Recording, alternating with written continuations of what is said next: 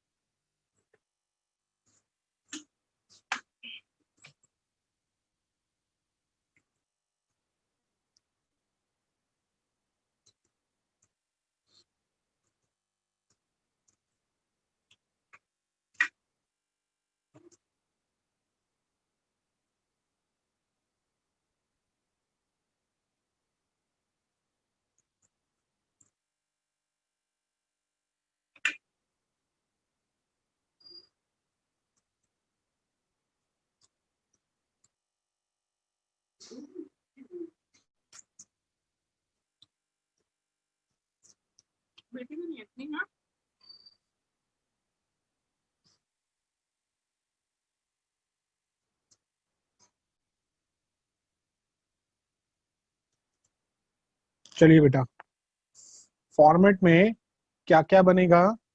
एक तो बनेगा आपका इनकम एंड एक्सपेंडिचर। देख लीजिए, फॉर्मेट ऐसा ही बनाइएगा। इनकम एंड एक्सपेंडिचर आधे से ज्यादा पेज का। उसके बाद उसी के नीचे सब्सक्रिप्शन अकाउंट। फिर उसके बाद नेक्स्ट पेज पे बैलेंस शीट करंट ईयर की।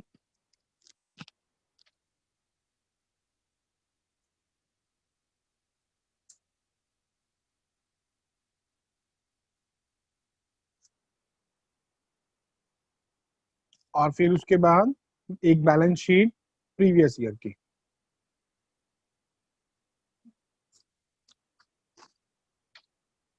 एक बैलेंस शीट करंट ईयर की, एक बैलेंस शीट प्रीवियस ईयर की।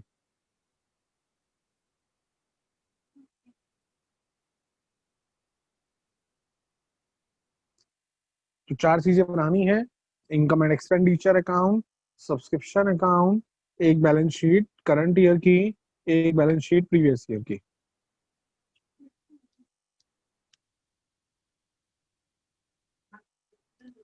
मन, तुम कल क्लास में से कहाँ चले गए थे?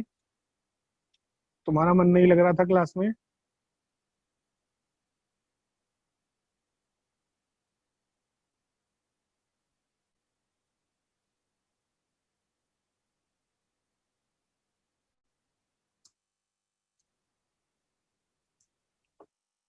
फटाफट बनाइए बेटा format. Income and expenditure. Doctor के बैठे थे? डॉक्टर के बैठे बैठे क्लास चल रही थी। सही है।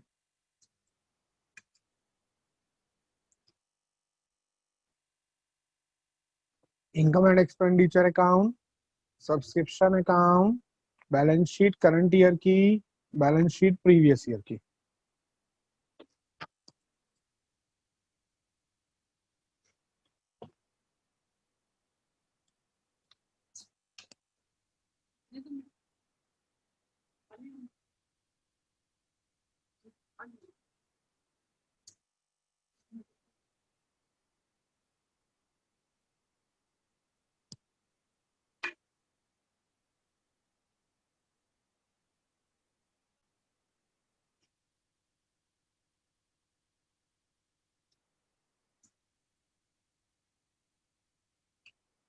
चलिए बेटा, पढ़ते हैं क्वेश्चन नंबर 47।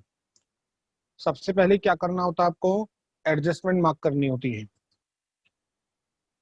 आपको गिवन क्या देता है? रिसिप्ट एंड पेमेंट अकाउंट और कुछ एडजस्टमेंट्स आपको इसकी मदद से बनाना होता है फेयर में। इनकम एंड एक्सपेंडिचर और बैलेंस शीट, दो चीजें वर्किंग में बनती हैं, सब्सक्रिप्शन अकाउंट और पिछले साल की बैलेंस शीट। ये आप वर्किंग में बनाते हैं। तो सबसे पहले आप एडजस्टमेंट मांग करेंगे। लिखा in the beginning of the year club possesses books 2 lakh. Books को मार्क कीजिए। फर्नीचर 85,000। क्या फर्नीचर दिख रहा है ऊपर? नहीं दिख रहा है। सब्सक्रिप्शन इन एरियर, सब्सक्रिप्शन पे मार्क कीजिए। 6 मंथ रेंट, रेंट पे एडजस्टमेंट है, रेंट पे मार्क कीजिए। फिर लास्ट में लिखा है writing of 5,000 and 11,300 furniture and books. तो फर्नीचर पे एडजस्टमेंट है और बुक्स पे तो मैंने पहले ही मार्क कर लिया। तो 3 चीजों पे मार्क हुआ, सब्सक्रिप्शन, रेंट और बुक्स। और एक ध्यान रखना है कि फर्नीचर को भी अंदर लिखा जाएगा, उस पर भी एडजस्टमेंट है।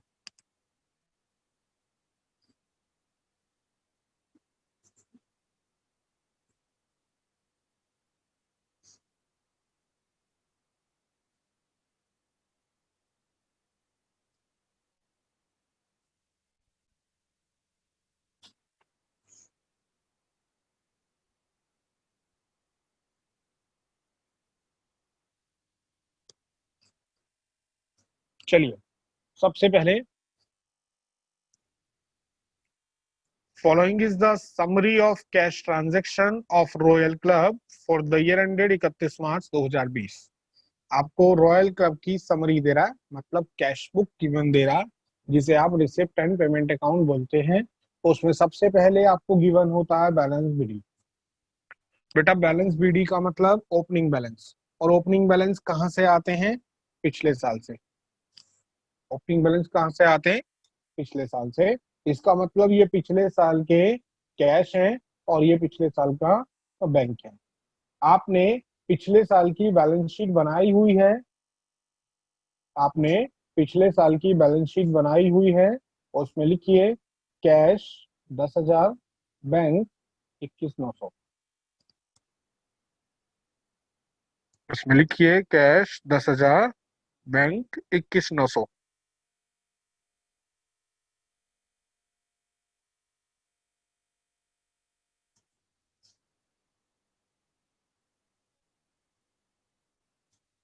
आज वाणी नहीं है क्लास में।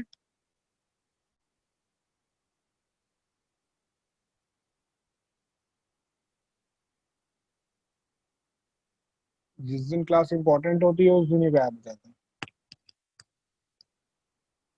कैश का बैलेंस 10,000, बैंक का बैलेंस 21,900। ये पिछले साल की बैलेंस शीट है, क्योंकि पिछले साल की बैलेंस, ओपनिंग बैलेंस कहाँ से आते हैं? पिछले साल से। तो ये पिछले साल का क्लोजिंग रहा होगा। उसके बाद मुझे लिख कर दिया है एंट्रेंस फीस, कितने रुपए? 25,500। एंट्रेंस फीस नॉर्मल इनकम है, तो इनकम एंड एक्सपेंडिचर के बाय में डाल दीजिए, बाय एंट्रेंस फीस 25,500।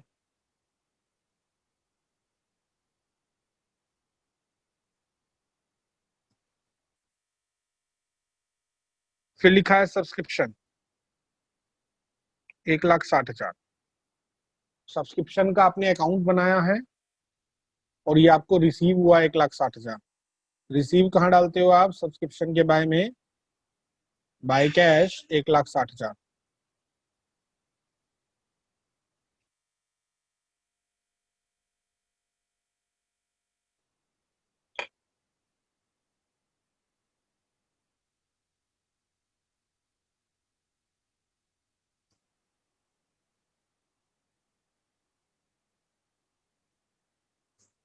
उसके बाद क्या लिख रहा है? लीगेसी। लीगेसी क्या होती है? अगर कोई व्यक्ति अपनी विल के थ्रू, अपनी वसीयत के थ्रू अपनी प्रॉपर्टी एनपीओ के नाम करता है तो उसे बोलते हैं लीगेसी। लीगेसी के ऊपर 2 पॉइंट आते हैं, लीगेसी फॉर स्पेसिफिक पर्पस और लीगेसी फॉर जनरल पर्पस। अगर लीगेसी जनरली मिली है तो इनकम होगी, और अगर स्पेसिफिक पर्पस के लिए मिली है तो फिर वो हमारे लिए लायबिलिटी होगी। तो लीगेसी कितनी मिली आपको? 16,500 रुपए। और यहाँ कुछ नहीं लिखा है इसका पर्पस, तो नॉर्मल पर्पस के लिए मिली है, जनरल पर्पस के लिए मिली है। इनकम है, बाय में डाल दीजिए, bye legacy 16,500।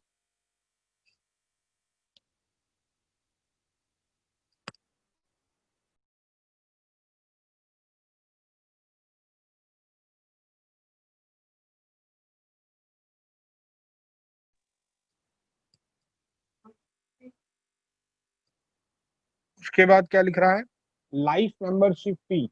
Life membership fee बताई थी हमेशा कहाँ जाती है, कैपिटल फंड में। तो करंट ईयर की जो बैलेंस शीट आप बना रहे हो उसमें अंदर लिख दो कैपिटल फंड और जगह छोड़ दो, उसी के नीचे प्लस कर दो लाइफ मेंबरशिप फी 25,000 रुपए।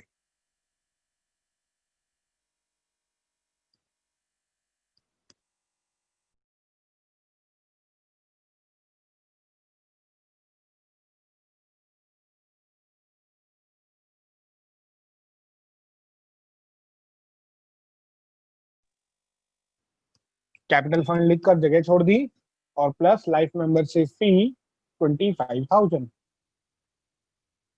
उसके बाद सरप्लस फ्रॉम एंटरटेनमेंट इवेंट 5,600, ये भी नॉर्मल इनकम है, इनकम एंड एक्सपेंडिचर के बाय में डाल दीजिए, by surplus from entertainment event 5,600।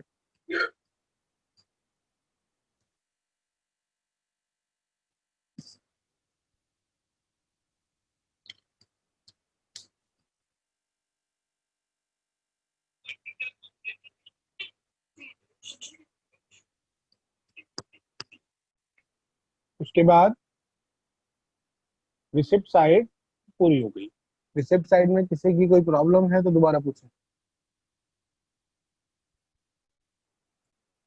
Receipt side में किसी की कोई प्रॉब्लम है, कोई पॉइंट नहीं समझ में आया, दोबारा पूछिए।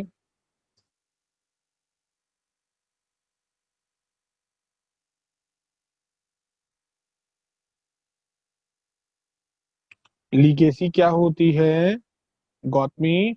अगर कोई व्यक्ति अपनी विल के थ्रू, अपनी वसीयत के थ्रू अपनी प्रॉपर्टी, पैसा, कुछ भी एनपीओ के नाम करता है तो एनपीओ उसको लीगेसी बोलता है।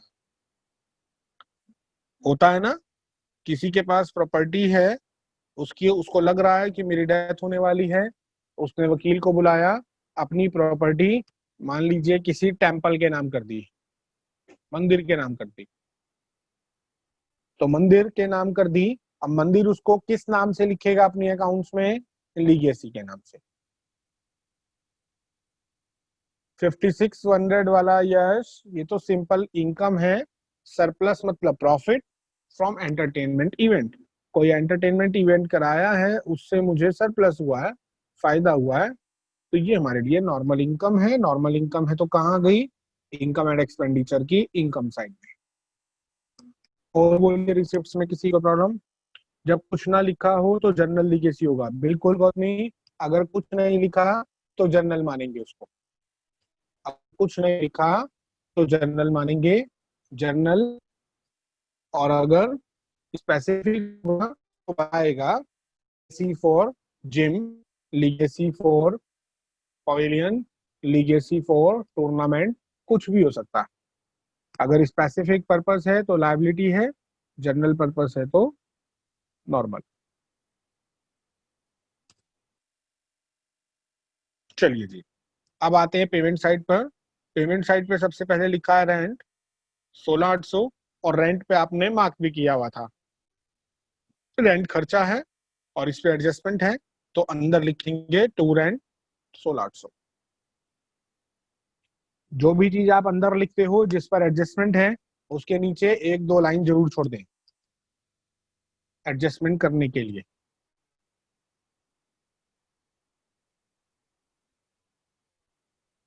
फिर लिखा है वेजेस 24,500, वेजेस नॉर्मल खर्चा है, टू में लिखे टू वेजेस 24,500, इस पर कोई एडजस्टमेंट भी नहीं है।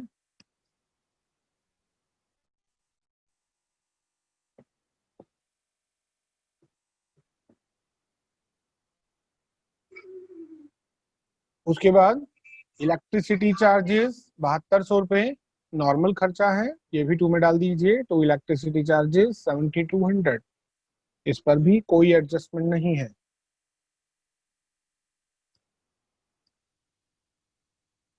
उसके बाद दे रहा है हॉनोरेरियम। हॉनोरेरियम बताया था क्या होता है? किसी को सम्मान देना, जो आपके एनपीओ के बड़े हैं उनको सम्मान देने के लिए पैसा खर्च किया गया तो उसे बोलते हैं हॉनोरेरियम। नॉर्मल खर्चा है, 43,500 रुपये टू में आ गए।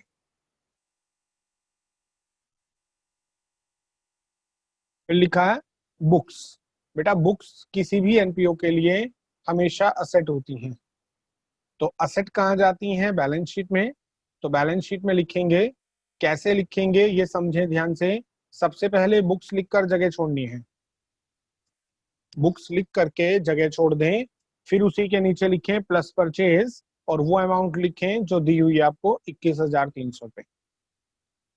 बुक्स लिख करके जगह छोड़ें और फिर plus purchase 21,300।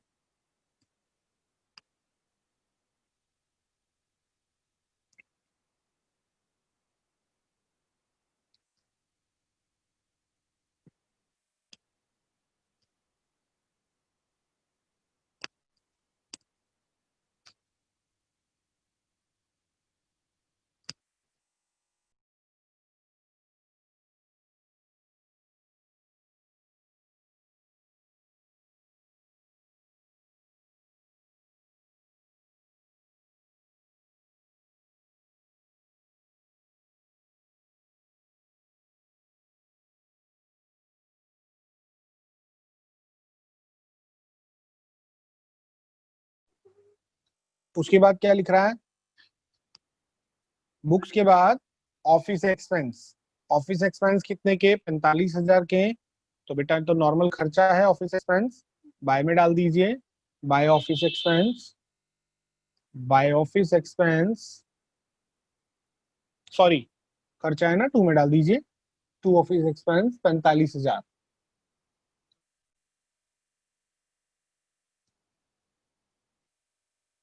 To office expense 45,000। उसके बाद दे रहा है 3% एफडी, 1 अक्टूबर को ली गई थी 80,000, जिसके साथ डेट और रेट दे देता है, उसे बोलते हैं हिडन एडजस्टमेंट। इसके साथ डेट और रेट दोनों दिए हैं, इसे बोलते हैं हिडन एडजस्टमेंट। हिडन एडजस्टमेंट तो बाद में करेंगे, लेकिन एफडी लिख दें सबसे पहले। एफडी एसेट है, एसेट में लिख दें 3% एफडी 80,000 की। इस साल की बैलेंस शीट में 3% एफडी 1 अक्टूबर को ली गई थी 80,000 रुपए।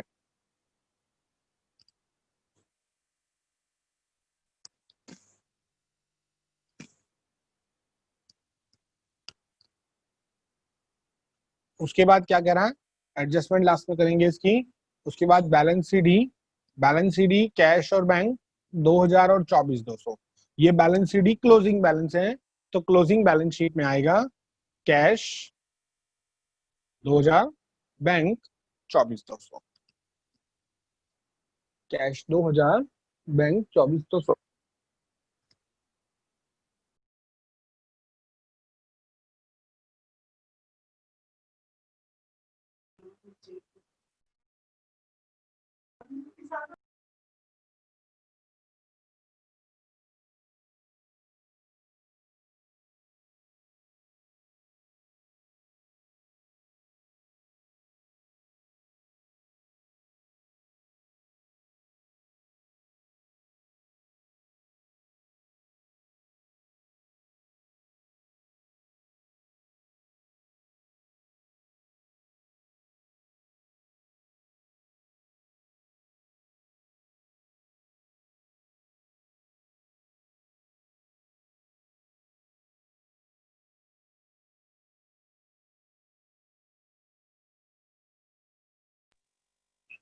हो गया जी यहाँ तक?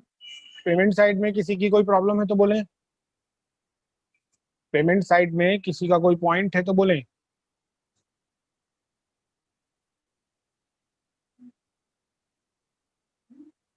पेमेंट साइड में किसी की कोई प्रॉब्लम है तो बोलिए। कुछ पूछना है दोबारा मैसेज करें। क्वेश्चन को हमेशा ऐसे ही करना है जैसे मैं आपको करा रहा हूँ। पहले रिसिप्ट साइड पूरी डालें, पहले तो चारों फॉर्मेट बना लें, उसके बाद रिसिप्ट साइड पूरी पुट कर दें, फिर पेमेंट साइड पूरी पुट कर दें, उसके बाद एडजस्टमेंट। और हर एडजस्टमेंट कम से कम 2 जगह आती है, हर एडजस्टमेंट कम से कम 2 जगह आती है।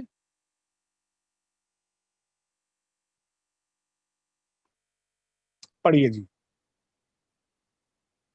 इन the beginning of the year club possessed books 2 lakh. कह रहा है साल के शुरू में क्लब के पास बुक्स थी 2 लाख की। साल के शुरू में कहाँ से आई? पिछले साल से। तो पिछले साल की बैलेंस शीट में लिखिए बुक्स 2 लाख रुपए। कैश बैंक तो लिखा हुआ है, उसी के नीचे लिखे बुक्स 2 लाख की।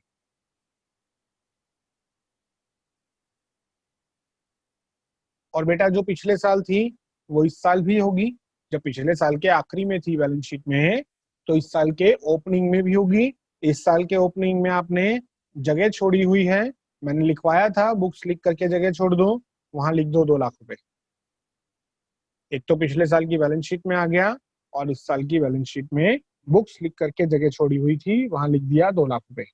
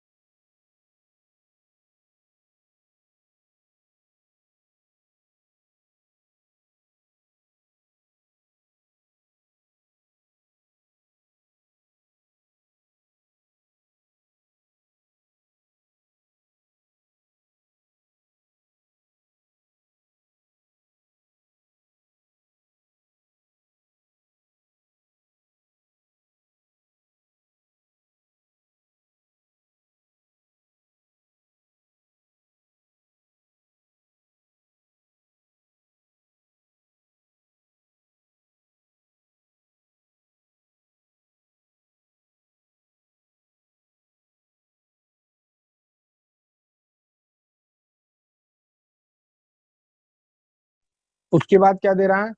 फर्नीचर 85,000 रुपये, जो पिछले साल भी था और इस साल भी है सेम। पिछले साल की बैलेंस शीट में फर्नीचर रखिए 85,000 का, और इस साल की बैलेंस शीट में अंदर लिखिएगा क्योंकि इस पर एडजस्टमेंट है।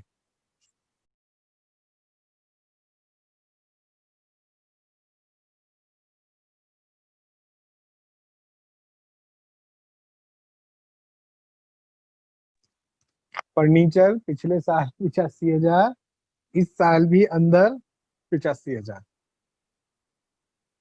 उसके बाद क्या ले रहा है? Subscription in arrear, subscription in arrear in the beginning of the year 3500। Subscription in arrear in the beginning of the year, मतलब outstanding subscription at beginning. Outstanding subscription at beginning आप कहाँ रखते हो बेटा? Outstanding at beginning subscription account के to में 3500 रुपए।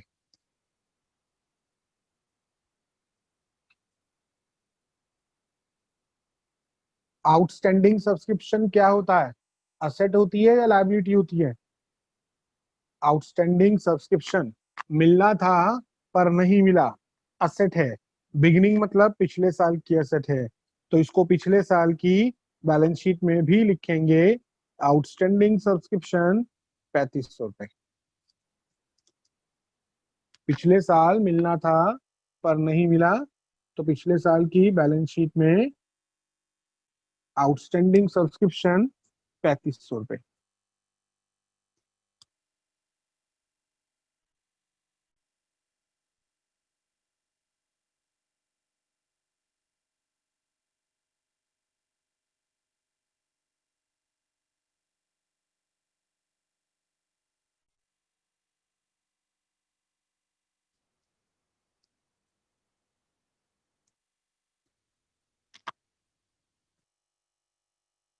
उसके बाद क्या लिख रहा है, फिर उसने लिखा at the end of the year 4500।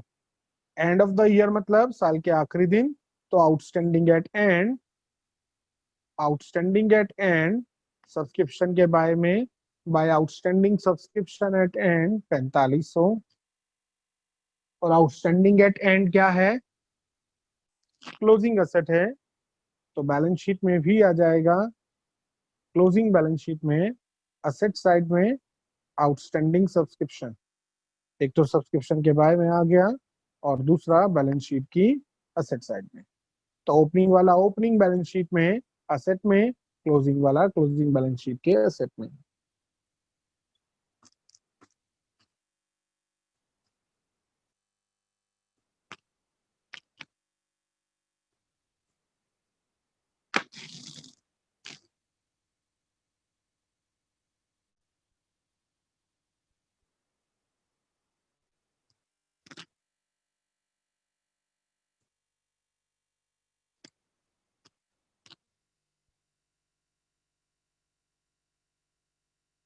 उसके बाद क्या लिख रहा है, कह रहा है 6 मंथ रेंट, 6 महीने का रेंट 1400 रुपए पर मंथ के हिसाब से ड्यू, मतलब आउटस्टैंडिंग है, देना था पर नहीं दिया, इन the beginning and eight the end of the year. 6 महीने का रेंट 1400 रुपए महीने के हिसाब से आउटस्टैंडिंग है, बिगिनिंग में भी और एंड में भी। आपने टू रेंट लिखा हुआ है अंदर। अब आप सोचें, जो पिछले साल का रेंट होगा, पिछले साल का रेंट पे नहीं हुआ था तो इस साल पे हो गया होगा, तो उसको तो मैं क्या करता हूँ, माइनस। और जो इस साल का आउटस्टैंडिंग है, जो अभी पे नहीं हुआ, उसको मैं क्या करूंगा, प्लस। क्योंकि मुझे चाहिए करंट ईयर का पूरा रेंट। करंट ईयर का पूरा रेंट कैसे निकलेगा, अगले पिछले हटा दो और अगर करंट ईयर का है तो जोड़ दो।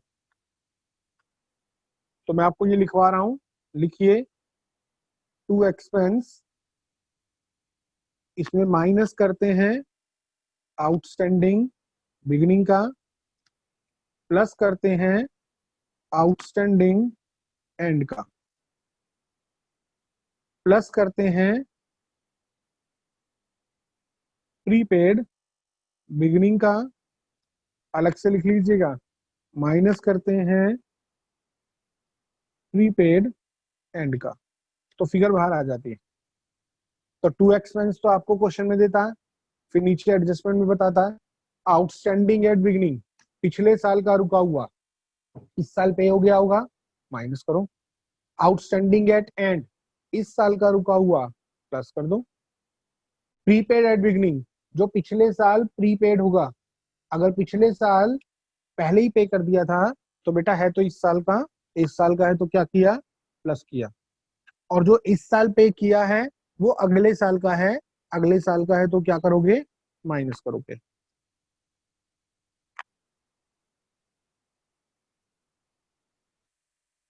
अब जो आउटस्टैंडिंग एट बिगिनिंग है, पिछले साल का आउटस्टैंडिंग, एक्सपेंस आउटस्टैंडिंग लायबिलिटी होता है, तो पिछले साल वाली पिछले साल की लायबिलिटी है, इस बार वाली इस बार की लायबिलिटी है।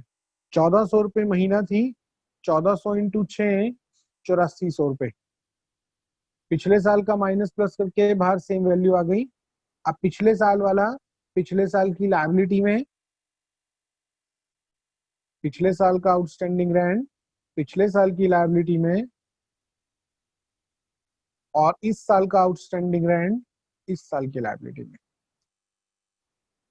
सब्सक्रिप्शन असेट में डले थे क्योंकि सब्सक्रिप्शन इनकम थी, मिलना था पर नहीं मिला असेट होता है, देना था पर नहीं दिया तो लायबिलिटी होता है।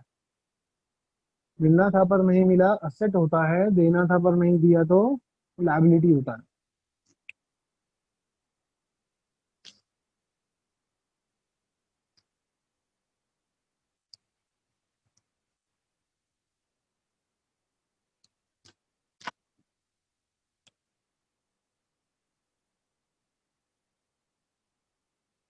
उसके बाद क्या कह रहा, prepare income and expenditure account of the club for the year ended 31 March 2020, balance sheet as on that date, after writing off मतलब डैप लगाना है 5,000 and 11,300 on furniture and books. इसका मतलब ये हुआ कि 5,000 का डैप तो फर्नीचर पे और 11,300 का बुक्स पे रेस्पेक्टिवली का ये मतलब होता है। तो 5,000 का डैप तो लगाना है फर्नीचर पे, 11,300 का लगाना है बुक्स पे। फर्नीचर आपने कितने का लिखा हुआ है अंदर, 85,000 माइनस डैप 5,000, बाहर आ गया 80। बुक्स में से माइनस डैप 11,300, बाहर आ गया 2,10,000।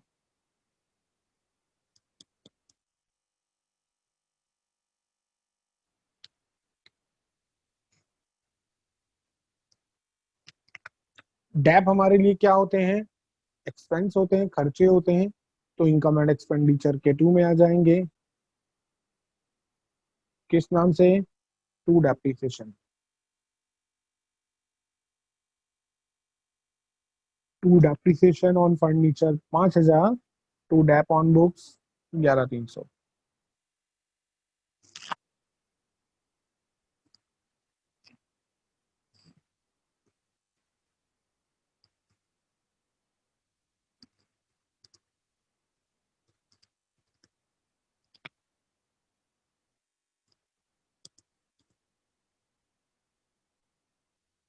उसके बाद एक हिडन एडजस्टमेंट थी।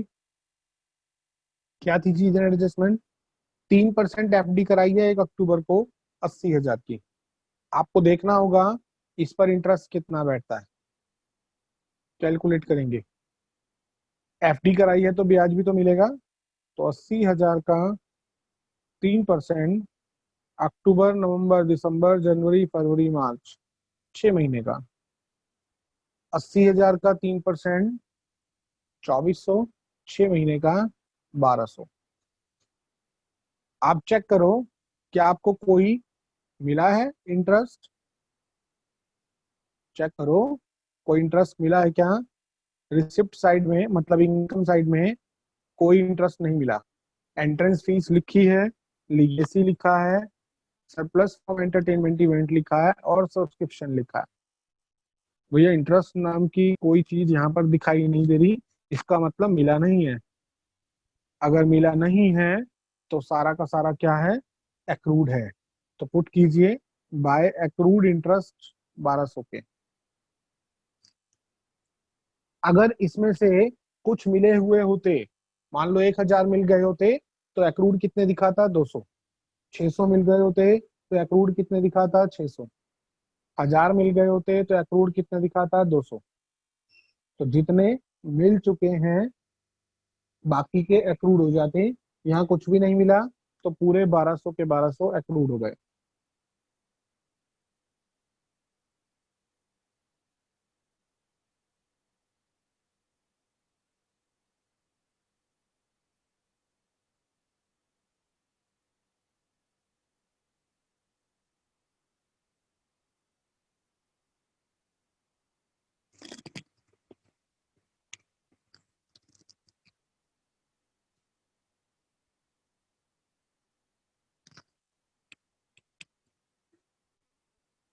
और ये एक्रूड मिलना था पर नहीं मिला, मेरे लिए मेरी एसेट है, तो इसको बैलेंस शीट में दिखाएंगे। एक्रूड इंटरेस्ट 1,200 रुपये।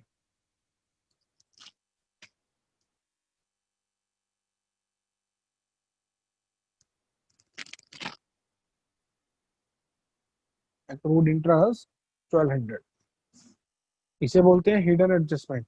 जब भी रेट और डेट दोनों दे देगा या खाली रेट भी दिया है तो आपको एंट्रीज पास करनी है।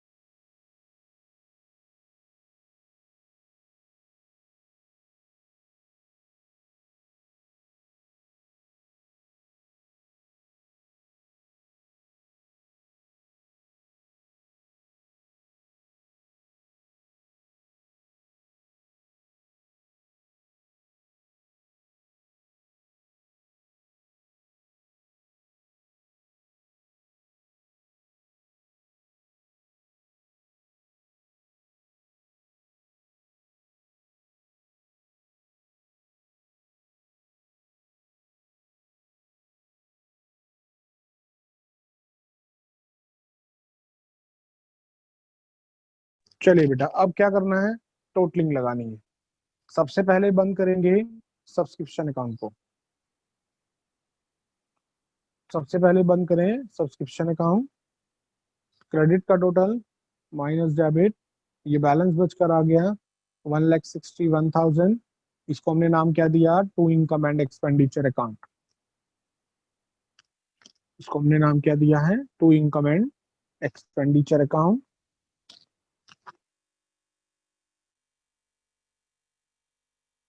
इसको हम भेज देंगे इनकम एंड एक्सपेंडिचर अकाउंट के बाय में। इनकम एंड एक्सपेंडिचर अकाउंट बनाया हुआ है, उसके बाय में भेज देंगे। By subscription 1,61,000।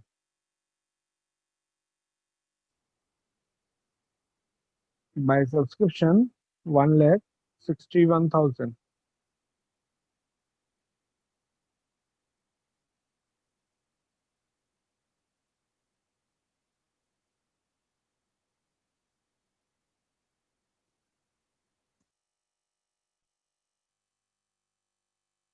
उसके बाद आप बंद करेंगे इनकम एंड एक्सपेंडिचर अकाउंट को। इसका क्रेडिट का टोटल लगाएं,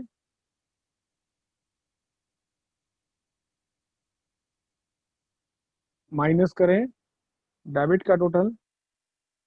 अगर टू में बचा तो उसे बोलते हैं सरप्लस, और अगर बाय में बचता तो उसे बोलते हैं डेफिसिट।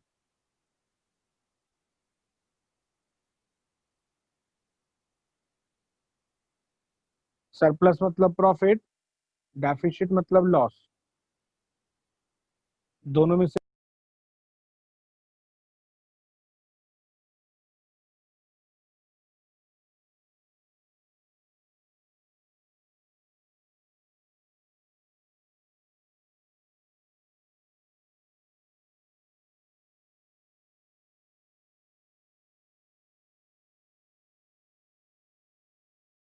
तो सरप्लस कितना आ गया, 56,500।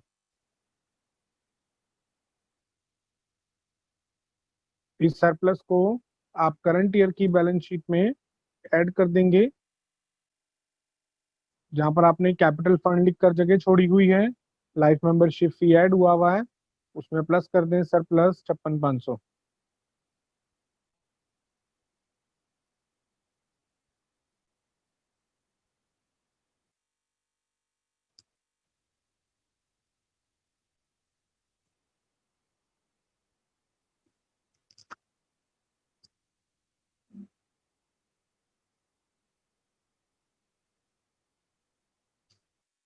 उसके बाद जो पिछले साल की बैलेंस शीट बनाई है, वहां से निकल कर आएगा बेटा कैपिटल फंड। पिछले साल की बैलेंस शीट का टोटल लगाएं,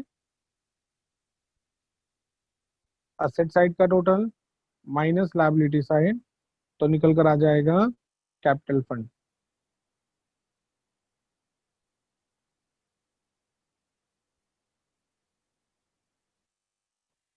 पिछले साल की बैलेंस शीट को बनाया ही किस लिए गया है, कैपिटल फंड निकालने के लिए।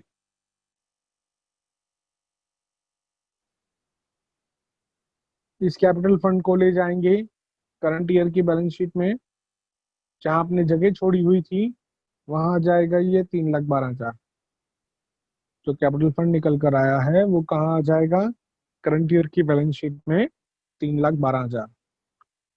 तो कैपिटल फंड बाहर टोटल कितना आ गया, 3,93,500।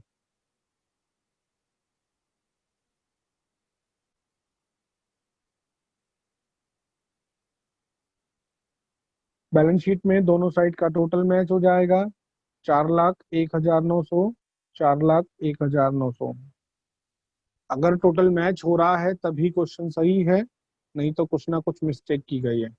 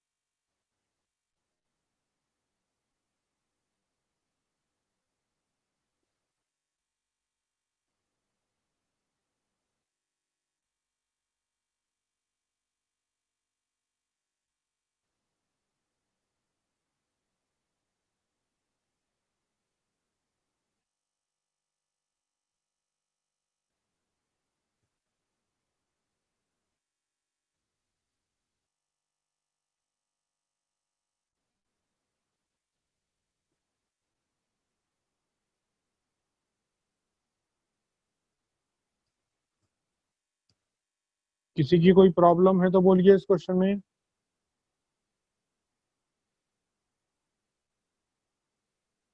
रेंट की एडजस्टमेंट, इसमें रेंट दिया हुआ था कितने रुपए, 16,800 रुपये। रेंट दिया हुआ था 16,800 रुपये। उसने कहा 1,400 रुपये महीने के हिसाब से 6 महीने का रेंट, 1,400 रुपये महीने के हिसाब से 6 महीने का रेंट, 8,400 रुपये साल के शुरू में भी रुका हुआ था, साल के आखिरी में भी रुका हुआ था।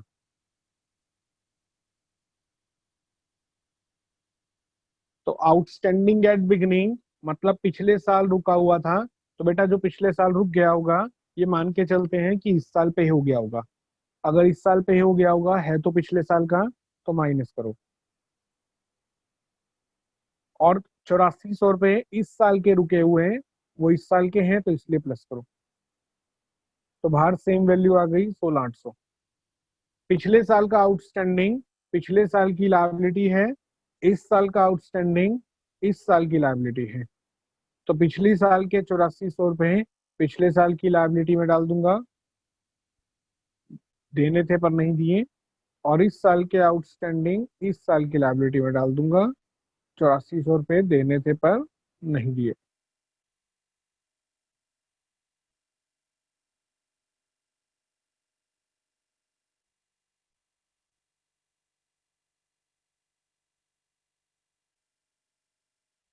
और बताइए, और किसी की कोई प्रॉब्लम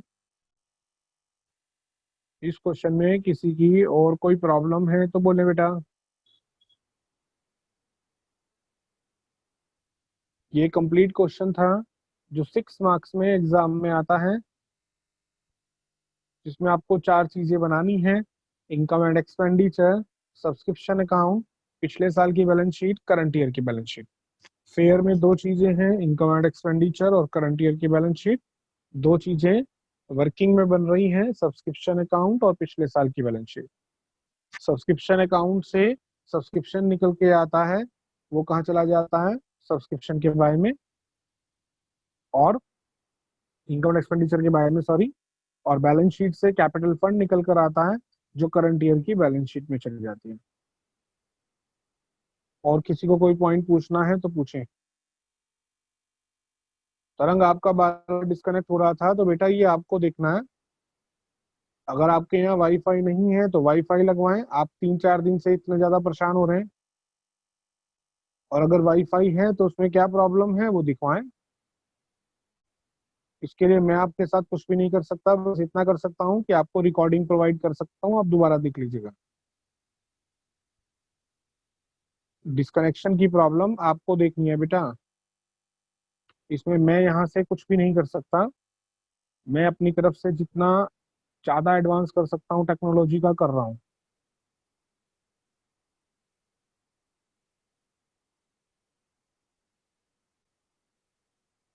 रिकॉर्डिंग ले लीजिएगा, वो दे लीजिएगा। किसी की कोई प्रॉब्लम नहीं। चलिए, होमवर्क में इसी क्वेश्चन को रिपीट करना है एक बार। और बेटा बहुत ध्यान से करिएगा, अपने आप लिख लीजिए क्वेश्चन नंबर 47। कल 2 क्वेश्चन कराऊंगा मैं इसके, और उसके बाद फिर होमवर्क देंगे। आज इसी को रिपीट दे रहा हूँ। होमवर्क में क्वेश्चन 47 दोबारा से रिपीट करना है, ध्यान से कीजिएगा। कोई भी प्रॉब्लम आएगी मेरे से पूछेगा। ठीक है, यश भेज देंगे।